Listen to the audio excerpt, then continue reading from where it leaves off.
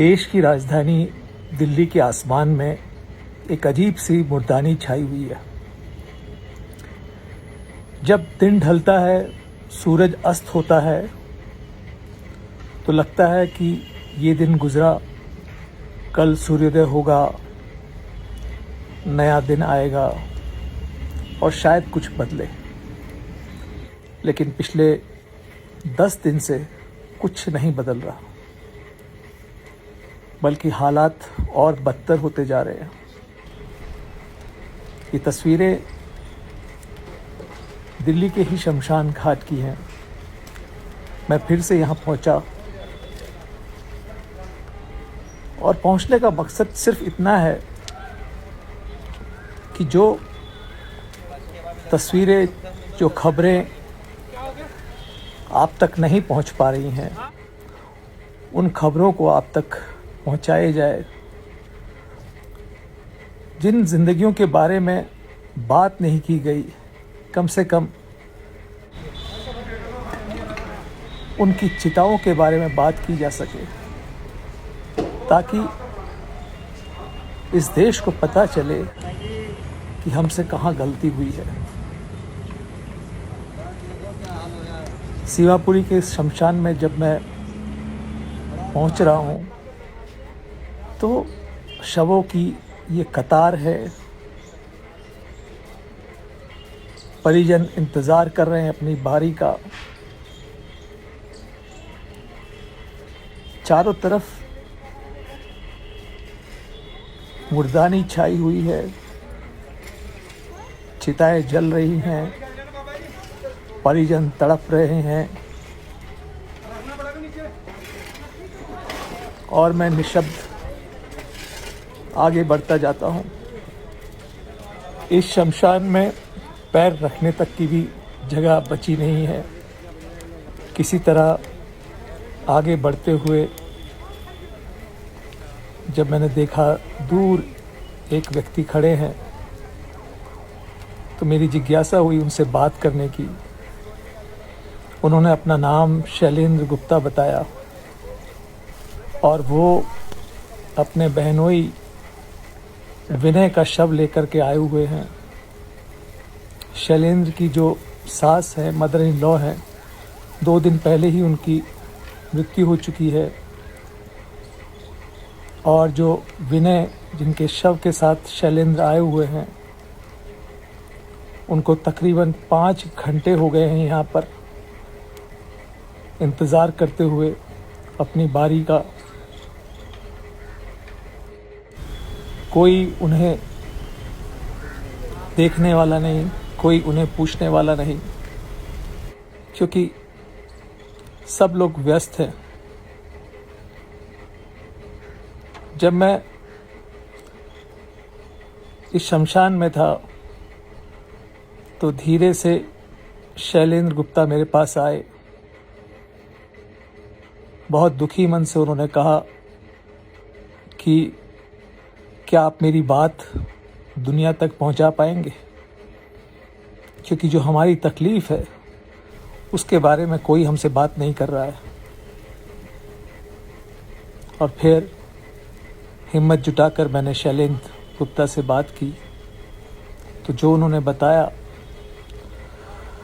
वो कलेजा चीर देने के लिए काफ़ी था। उन्होंने बताया कि 53 साल के विनय की आज सुबह ही मृत्यु हुई है। 2 दिन पहले सास की मृत्यु हुई है।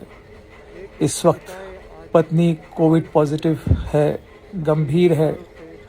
बच्चे भी कोविड पॉजिटिव हैं। और शैलेंद्र को अब डर ये है कि कहीं पूरे का पूरा परिवार ना ख़त्म हो जाए। ये मेरे ब्रदर इन लॉ हैं। 3 दिन पहले मेरी मदर इन लॉ की डेथ हो गई। ये उनके बेटे हैं।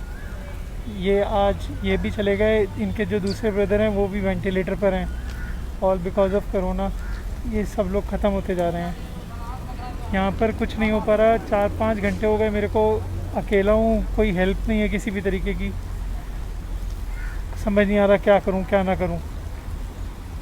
हेल्पलेस हूँ, बिल्कुल हेल्पलेस हूँ। ये हैं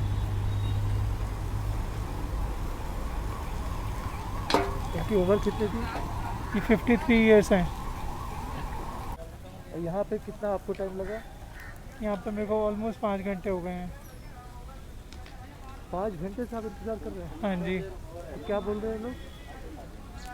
कभी कोई लकड़ी वाला नहीं है, कभी कोई पंडित जी नहीं है, कभी कोई कराने वाला नहीं है, कोई लगाने वाला नहीं है, कोई कुछ करने वाला है नहीं। एक को ढूंढता हूँ दूसरा चला जाता है, दूसरे को ढूंढता हूँ तीसरा चला जाता है। सब लोग बहुत ज़्यादा बिजी हैं। अभी और कौन कौन परिवार में बीमार है आपने बताया कोविड को? कोविड में सारा पूरा परिवार है जी। इनके बच्चे, इनकी वाइफ, दूसरे भाई की वाइफ, उनके बच्चे सब कोविड में पॉजिटिव हैं।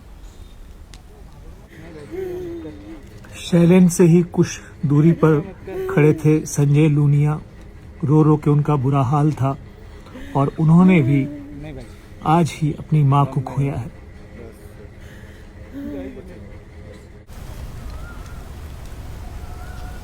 कौन थे आपके? माता जी।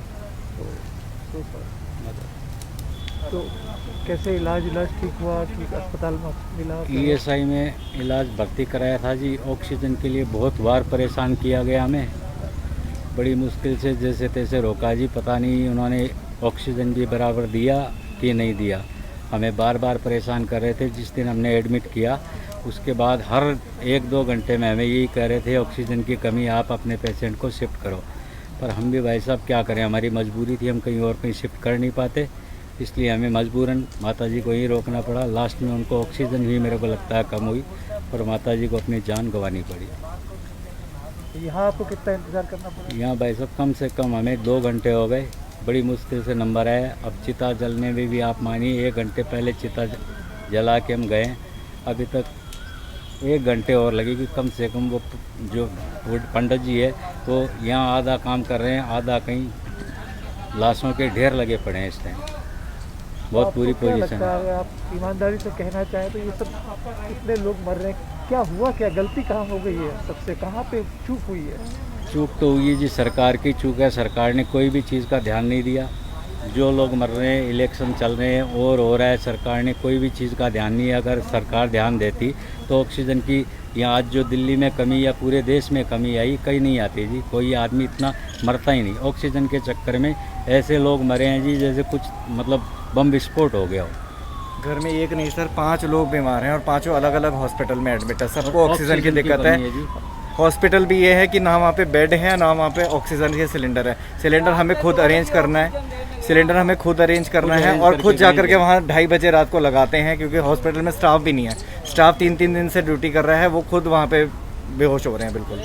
और कुछ भी तरीके से पैसे पूरे चाहिए उनको, लेकिन कोई भी तरह की वो नहीं है, ना ही कोई मानवता बची है। आपको ऐसा महसूस होता है कि सरकारों ने आप सब लोग अनाज छोड़ दिया? सर बिल्कुल अनाज छोड़ दिया। बीजेपी की सरकार, मोदी सरकार सबसे 3rd क्लास सरकार है, उसका कोई वैल्यू नहीं है। मैंने गुप्ता में इतने पैसे दिए हैं, और जगह भी बहुत पैसे दिए हैं, सरकार कोई काम नहीं कर रही है। आम पार्टी का केजरीवाल जी को मेरा इतना ही निवेदन है कि जो और बंदे हैं उनको तो मत मारो, ऑक्सीजन की मोदी जी ऑक्सीजन की तो व्यवस्था करो। आप रैलियों में लगे हुए हो, रैलियों से क्या होगा? पहले आम पब्लिक बचेगी तभी तो रैलियाँ कर पाओगे और आप दोबारा आओगे। मैं तो कहता हूँ कि किसी ने भी बीजेपी को अब वोट नहीं देना चाहिए। क्या शुभ नाम आपका? अरुण सिंघी। ये मेरी मासी जी है। हाँ भाई। मैं रात भर इनको 4 बजे तक लेके घुमा हूँ। लास्ट में मैं ESI हॉस्पिटल में एडमिट किया हूँ। कैलाश से मेरा फ़ोन आया था कि कैलाश में एडमिट हो रहा है, मैं उनको रात को वहाँ लेके भगा हूँ।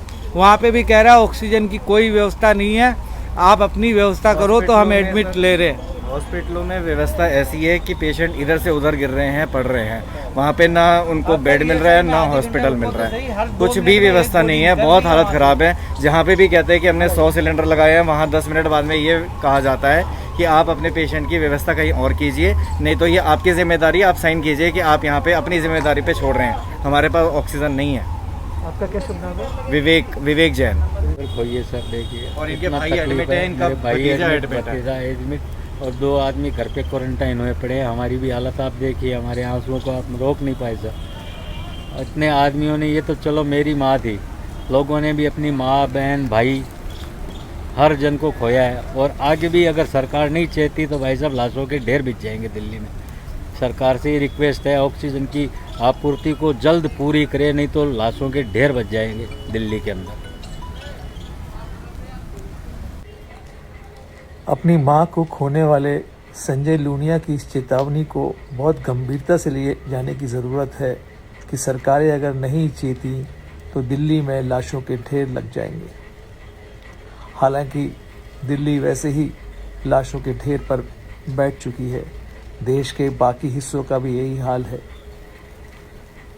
यकीन अब भी नहीं होता कि संजय लूनिया की चेतावनी पर सरकार गंभीर होगी। अब भी हालात में बहुत ज़्यादा सुधार नहीं आया है। ऑक्सीजन की कमी से देश के तमाम अस्पताल अभी भी जूझ रहे हैं। समझ नहीं आता कि सरकार अपनी जिम्मेदारी कब निभाएगी, चाहे वो केंद्र की मोदी सरकार हो या राज्यों की अरविंद केजरीवाल की सरकार हो, आदित्यनाथ की सरकार हो, अशोक गहलोत की सरकार हो, उद्धव ठाकरे की सरकार हो, विजय रूपाणी की सरकार हो। सारी की सारी सरकारों ने, शिवराज सिंह की सरकार हो, सारी की सारी सरकारों ने इस देश को, इस देश के आम आदमी को निराश किया है और इस देश के आम इंसान को शव में और चिता में बदलने को मजबूर किया है। यही वो वक्त है जब देश के प्रधानमंत्री नरेंद्र मोदी को आत्ममंथन करना चाहिए और देश से माफ़ी भी मांगनी चाहिए, क्योंकि मोदी ने आज से 3 महीने पहले विश्व के तमाम नेताओं के सामने ये दावा किया कि भारत कोरोना को बहुत बुरी तरह हरा चुका है, भारत से कोरोना गायब हो चुका है। इसके लिए नरेंद्र मोदी ने अपनी पीठ थपथपाई। और अगर आज हालात ये हैं कि रोज़ हज़ारों चिताएं जल रही हैं, अब तक सरकारी आंकड़ों के हिसाब से अप्रैल में ही 40,000 से ज़्यादा मौतें हो गई हैं। गैर सरकारी आंकड़े तो लाखों की बात कर रहे हैं। तो इन मौतों का जिम्मेदार कौन है? अगर आपने कोरोना को हराने की जिम्मेदारी या उसकी वाहवाही लूटी थी, तो आज उस कोरोना से हो रही मौत और आपकी लापरवाही से हो रही मौत, ऑक्सीजन की कमी से हो रही मौत की जिम्मेदारी कौन लेगा? और जब तक मोदी सरकार और खुद प्रधानमंत्री मोदी इस आपदा, इस भयावह मंजर की जिम्मेदारी नहीं लेंगे, तब तक लगता नहीं है कि देश में हालात सुधरेंगे। फिलहाल देश के सभी लोगों को एकजुट होकर के एक दूसरे की मदद करनी चाहिए, क्योंकि आप सरकारों से उम्मीद करेंगे तो वो होने वाला नहीं है।